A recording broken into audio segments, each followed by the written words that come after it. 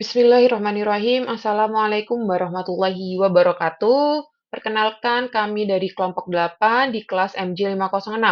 Pada presentasi kali ini, kami akan membahas makalah yang telah kami susun sebelumnya terkait analisis resiko pada bidang keuangan. Seperti kata pepatah, tak kenal maka tak sayang, maka izinkanlah kami untuk memperkenalkan anggota kelompok kami. Baik, langsung saja kita ke latar belakang masalah dan rumusan masalah. Dalam kondisi perekonomian yang tidak stabil, analisis resiko menjadi sangat penting karena memungkinkan perusahaan untuk mengidentifikasi, menganalisis, dan memitigasi berbagai ancaman yang dapat mengganggu operasional bisnis atau menimbulkan kerugian finansial. Pada makalah kali ini kami mengangkat latar belakang, yaitu manajemen risiko sumber daya manusia menjadi sangat krusial karena sumber daya manusia yang terampil sangat berharga dalam semua sektor tata kelola dalam suatu perusahaan. Salah satunya adalah sektor pertanian.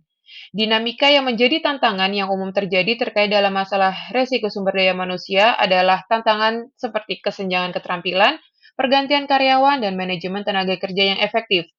Satu tantangan paling substantif dari semua risiko tersebut adalah risiko keuangan, seperti fluktuasi mata uang, manajemen utang, dan investasi yang kurang bijak yang berujung bisa menimbulkan ancaman terhadap keberlangsungan operasional perusahaan.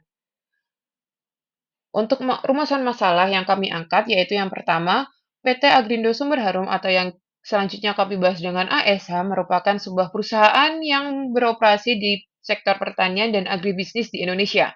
Dalam menghadapi dinamika yang terus berkembang dalam lingkungan bisnis, perusahaan ini akan dihadapkan pada berbagai resiko yang dapat mempengaruhi kinerja dan keberlangsungan bisnisnya.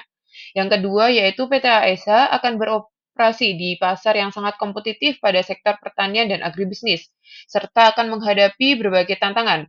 Resiko permasalahan mencakup perubahan dalam permintaan konsumen, fluktuasi harga komoditas, dan kompleksitas mempromosikan produk pertanian. Analisis resiko pemasaran sangat penting untuk mengidentifikasi strategi dalam menghadapi perubahan pasar dan mempertahankan pangsa pasar. Untuk selanjutnya adalah hasil penelitian. Data dan fakta adalah dua elemen yang penting dalam sebuah analisis permasalahan.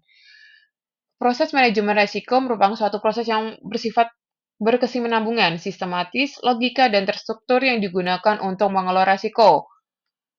Nah, data dan fakta yang telah kami dapatkan yaitu ada tiga, ada skop, konten, dan kriteria. Yang pertama adalah ruang lingkup proses manajemen risiko yang mengacu pada luasnya aktivitas manajemen risiko yang ingin ditangani. Yang kedua ada konteks. Penetapan konteks manajemen risiko merupakan penjelasan batasan-batasan yang menjadi rujukan dalam pelaksanaan manajemen risiko. Dan yang terakhir ada kriteria. Kriteria penilaian risiko meliputi skala dampak risiko, skala kemungkinan risiko, dan skala tingkat risiko. Yang kemudian adalah pembahasan. Pembahasan yang pertama kami mengangkat ada 4 teori. Yang pertama manajemen risiko pemasaran, yaitu melibatkan strategi untuk mengidentifikasi, mengukur, dan mengelola risiko ini, seperti penggunaan alat analisis, diversifikasi produk, dan penyesuaian harga. Kemudian ada manajemen operasional, dan kemudian ada manajemen human capital, dan terakhir ada manajemen finance. Analisis yang kami dapatkan yaitu setelah mengetahui dampak dari setiap resiko, langkah selanjutnya adalah analisis resiko. Yang kami dapat dari setiap resiko akan dilakukan penilaian inherent risk dari sisi level kemungkinan terjadinya resiko, level dampak yang diakibatkan, skor resiko, dan peringkat resiko. Ini ada risk evaluation. Kemudian yang terakhir adalah kesimpulan dan saran.